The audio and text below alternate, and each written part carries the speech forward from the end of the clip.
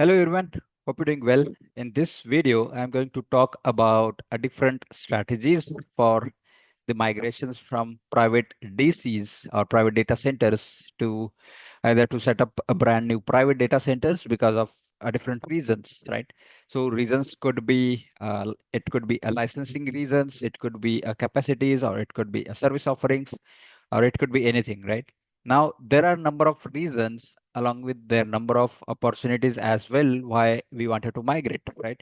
So the opportunities could be to scale up and scale down the workloads as per need basis on the business needs. For example, if we are migrating our public or private cloud DCs and applications and systems together to the cloud, that means we get to see and we can go ahead and manage those workloads effectively and efficiently as expected for the business, right? And now we wanted to make sure that scalability along with the flexibility in terms of management, cost effectiveness, security, compliance, everything together, right? And that is something which we are expecting out of our current investment and current estate. And that is why that is not achievable in the current infrastructure, which is a private data center. And that is why we would be either migrating to the cloud, and from there we can simply go ahead and utilize the cloud for different workloads. And by implementing different types of architecture, right? It could be infrastructure as service, platform as a service, or event driven, or it could be cloud native services as well, right? And that way we should be able to go ahead and implement any of those suitable workloads or work models, I would say, to implement those respective workloads, right? Now this is going to be something, and I'm going to walk you through is, let's say we have a critical business systems as well as the applications which are being used internally, as well as those are also utilized with the customer base or across the projects, right? And now they wanted to move out of those systems because of many reasons, right? As I said, it could be flexibility, it could be cost, it could be management overhead, it could be internal uh, scalability that is not really possible with the existing environment or existing setup altogether that we have already baked in, right? Now, those are the number of reasons to it, right? But maybe something is really not expected, right? And that is also hitting back for every situation, right? And that is why we should be going ahead and look for the existing strategies or exit strategies, right? So I'm going to walk you through that one. So let me share my screen quickly here, and I'll simply walk you through so that you can understand it better way. And existing strategy or exit strategy is going to be something which is going to give us clarity and help us to do the migration, right? So this is going to be something from VMware exit. So that means we are, let's say we are moving from VMware workloads to the Nutanix, or we wanted to move to the cloud platform, or it could be a cloud to cloud migration, right? Or it could be any of these together, right? So what are the things that we should be doing? And those are the capabilities building from uh, transitioning, as well as from security point of view and identity access management point of view as well, right? So let's go ahead and I'll walk you through, right? So the first is VMware exit strategy, right? So what is it and how we can go ahead and plan for it, right? So starting from assessing the current environment of our VMware workloads and its dependencies, which is going to give us the complete visibility, what is there, what is not there, and how we can plan for it, right? Which is going to also help us to identify target environment, which is either it is going to be public cloud, private cloud with Nutanix, or any other uh, provider or vendor that we are going to utilize for all those workloads, right? And if we are not going to migrate or we are not going to provision something in the target environment, definitely we would end up either choosing the public cloud or private cloud with the respective requirements or respective workloads. For example, if we have 10 highly critical workloads in the private data center, and now we are only expecting out of 10, 5 should be migrated to cloud and 5 should be either moved to the Nutanix or any other vendor solutions, right? That way it is going to give us and identify the clarity on target environment. The next is the 5R model that we can adopt, which is of course going to help us and make sure we are taking appropriate steps, either go with a retain, rehost, replatform, or refactoring, or retire any of those existing workloads, right? So this is the 5R strategies for migration basically. And depending on the workloads that we wanted to either migrate, either we wanted to replatform or rehost or refactor or retire, right? Even it could be a retain as well, as is whatever is baked into the on-premises, we would simply either move it to the cloud, or it could be the private data centers with another solutions like Nutanix or any other solutions, right? So any of those strategies would be implemented or decided basis on those workloads and criticality of those systems, right? So it is not going to be easy for each of those. Let's say we have a different platforms and we have to retain few of them, we have to replatform few of them and retire few of them. So there are three strategies: go with the retain, go with the replatform, and go with the retire, right? Now we have these strategies to plan and we have to go ahead and work on it, right? So that is not going to be a one go activity or a single point of contact or single point of action, right? So everything cannot be done in one go, right? So we have to plan it accordingly. What is going to happen in retain strategy, right? We should plan that and we have to prepare a target environment. We would be doing all other preparations and then start moving and migrating. Similarly for the replatforming and retiring as well. So what needs to be retired? If that system has any dependency on the business, what is it? We need to identify that one, and basis on that, we can go ahead and take the actions. And then next is going to be planning the migration phases. That should be in a wave and a rollback options as well, right? So it's not something we are migrating everything today, and that should happen either in a week or month. And we really don't have rollback options or rollback plan at all if something goes wrong, because systems may or may not work as expected even after migration as well. So we should have a complete roadmap and view of that, whether system is really working as expected. And that is why we should plan it in a phases and then start migration with different waves, right? And then rollback options for each phase, right? So that way it is going to help us to complete the migration, and then we would also be able to achieve the target goal. So the next is Nutanix deployments. What is it, right?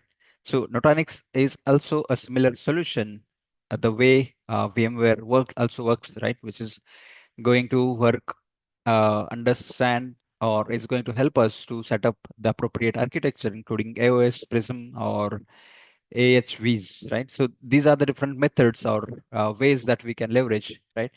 And leveraging Nutanix is going to help us and move us or the workloads for cross hypervisor migrations, right? So from one solution to another, right? As I said, VMware exit strategy is going to help us to move to the Nutanix or from cloud or to the cloud. And then we can plan for network and IAM configurations in advance to set it up appropriately, right? And along with that, we can also ensure security and microsegmentations and backup integrity is also available and deployed, right?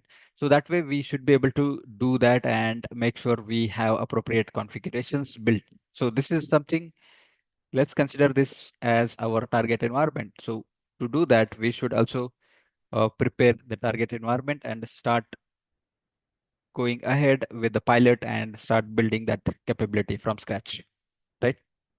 So that's going to be the another step that we should do. Cloud to cloud transition, how it is going to happen, right? And what are the things? So we would be performing service equivalence and gap analysis along with service mappings as well, where we wanted to make sure whatever the services we are utilizing in the source, let's say source is from Azure, and we are trying to move some of the workloads to the different cloud platform altogether, right? So we have to do the service equivalence and mapping, right? And also identify the gaps, right? Whether that respective service is available on particular region, what is the storage quota or what is the quota available there, what is the limitations on different capabilities of that respective service. For example, API calls or different communications or different security mechanisms are also available, or there are limitations, right? So all of that is also needs to be performed and understand and identify before doing that, and right. And then we can plan for data migration along with the egress cost optimization, which is going to give us a clarity on cost optimization side, on the cost way, and how we can go ahead and optimize the cost as well, right? Along with security posture and IAM consistency for access levels, and security posture should also be improved and intact with the business requirements, right? And then we can use multi-cloud architecture or orchestrations and infrastructure as a code for larger enterprise level or enterprise scale deployments, right? So that way, definitely, it's going to be helping in that scenario. And this is something we should be doing it for cloud to cloud transitions, right? Now, this is a high level overview that I have put together, but definitely there are a lot many things to go ahead and take onto the deep level and understand each of those requirements and go ahead and take those actions and steps for us for the transitioning. The next is IAM and security policies or migrations, right? Now, starting with least privileges and RBAC in the environments is going to be the key here, because we don't want to expose any of those critical workloads easily to any of those public facing identities or identities which are going to simply be accessing any workloads, right? So starting with least privilege and RBAC, rollback access controls, right? And then we can provide and implement MFA zero trust and respective conditional policies as well, so that we can only allow certain actions and the remaining should be blocked. And even people are set up with MFA, they should be able to authenticate themselves appropriately and should be able to access those workloads. And then we can simply start with identity synchronization, or be it, if it is hybrid environment, then with the federations and perform access reviews and entitlement management for cleanup and access reviews together, right? So this is in context of Azure, but definitely the same applies to the different cloud platforms as well, along with the on-premises or with the private cloud as well, right? And definitely there are different ways to do it, but that is something which needs to be thoroughly gone through and understand what is there, what is not there, and how we can go ahead and implement either MFA or Zero Trust and deploy different policies when it comes to the access levels and providing the least privilege as well. Best practices and some of the lessons that you can learn, starting from pilot migrations with the non-critical workloads, and then you can gain the experience as well as you can gain the visibility and clarity how it really works and what is there, what is not there, are there any issues, flaws, or anything that we should be improving on our current infrastructure requirements so that it works as expected, and if not, then we should be good ahead, right? And starting with ensuring monitoring and observability post migration, that is also in place, so that we get to see what is there, what is not, and we should be getting the visibility on workloads, right? And to automate that one, definitely we can go ahead with the Terraform, PowerShell, or Graph APIs, so that these are into the Microsoft ecosystem as well as into the other as well with the Terraform, including AWS and GCP in the cloud, right? And we should also have the skilled and experienced people, and we should train them basically, right? So they are the baseline to operate those systems and they can work on those workloads basically, right? If they know how to manage them, definitely they would be able to handle workloads and everything in any of those unexpected falls or failures or anything that may happen, right? So that is why we would need skilled team members and people around it. And in summary, and the next steps could be something like prioritizing governance, cost controls, and security alignment, right? So these are the points that we should be taking as the next steps to improve on our governance, cost controls, and security alignment for the whole platform or the migrations or whatever it is, right? So let's say we are migrating from on-premises to cloud or cloud to cloud. Definitely, these are going to be applying all of those workloads, right? Where we have to refactor legacy workloads gradually to the cloud native models, right? and document all process and dependencies, and then continuously optimize performance and costs, right? So these are the different next steps. Definitely those should be our KRAs to go ahead and improve on everything, right? So that systems, platforms, and everything is intact, and we are not ending up spending a lot of money and running behind those performance issues, right? If we are not optimizing them correctly and appropriately, right? So that is how it is going to be. And let me know if you have any questions, any doubts, anything that you wanted to ask about this one. And I would be happy to answer any of those questions, clarify any doubts. And don't forget to like this video, share it to your friends and people around you, and subscribe to the channel as well, right? So that you get to see every new video whenever it is uploaded. So, yep, that's all. Thanks for watching, and bye for now.